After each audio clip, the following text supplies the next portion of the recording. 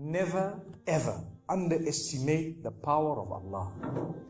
You know, there was a sheikh who mentioned this in Saudi Arabia, and there was a doctor that visited him from Pakistan and told him a story that happened to him.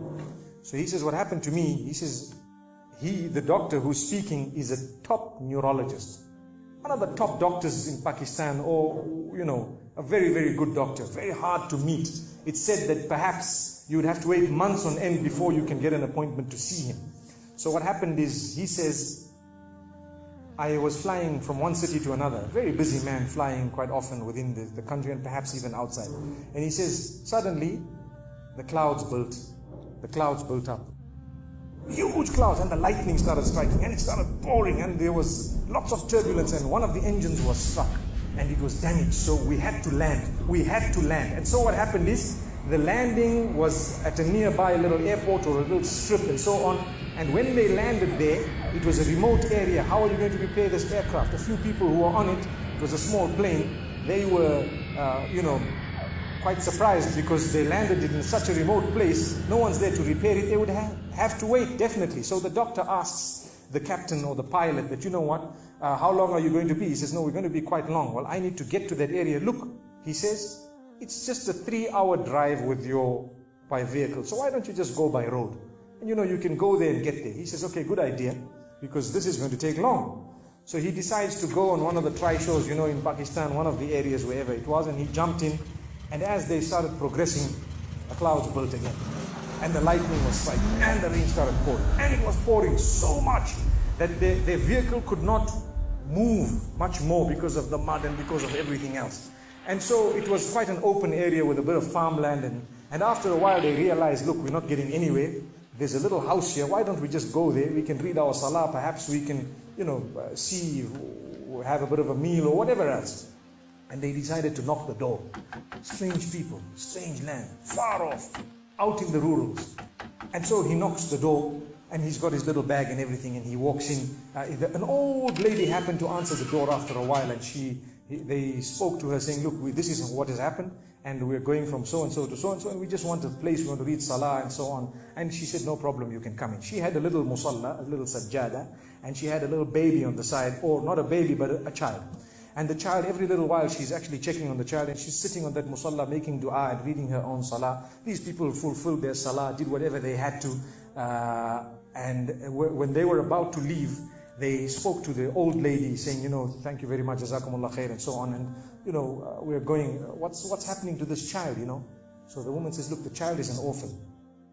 And the child is unwell, not well at all, very sick. And we've been to all the doctors around. And subhanallah, I'm the grandmother of this child. The doctors have told us that there is only one specialist around who can help this child. And we tried to make an appointment, but they asked us to come 6 months later. And it's far away. I've been making dua to Allah ever since that day. Ya Allah, make it easy for us. Child is sick. Make it easy for us, Ya Allah. So the man says, what's the name of that specialist? So the granny says, it's Dr. Ishan. Immediately this doctor burst into tears. Straight away, he burst into tears. Why are you crying? Your dua has just been accepted. For your dua, the thunder came, the lightning came, the engine struck, we came down, we came on the road, the rain came again and stopped us and so on. And do you know what? The rain only stopped after the question was asked. Now it happened. And now the woman starts crying. SubhanAllah. And the doctor himself is telling the story, saying, that was me. It happened to me, he says.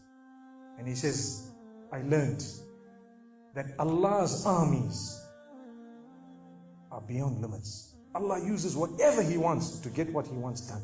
So, where in the wildest of the dreams of this person would they have felt or believed that the top man, whom it is semi-impossible to see without big appointments, would actually be driven all the way to the door, knock the door, come in here, read some salah, and they would have to serve the child here.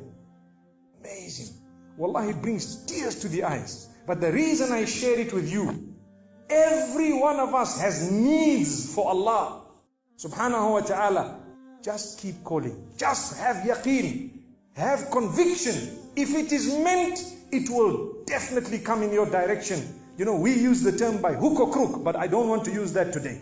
I want to tell you, by the mercy and power of Allah subhanahu wa ta'ala, it will happen, it will come to pass. May Allah subhanahu wa ta'ala bless us. May He open our doors. May He grant us all shifa. And may He make us firm believers that for Him, nothing is impossible.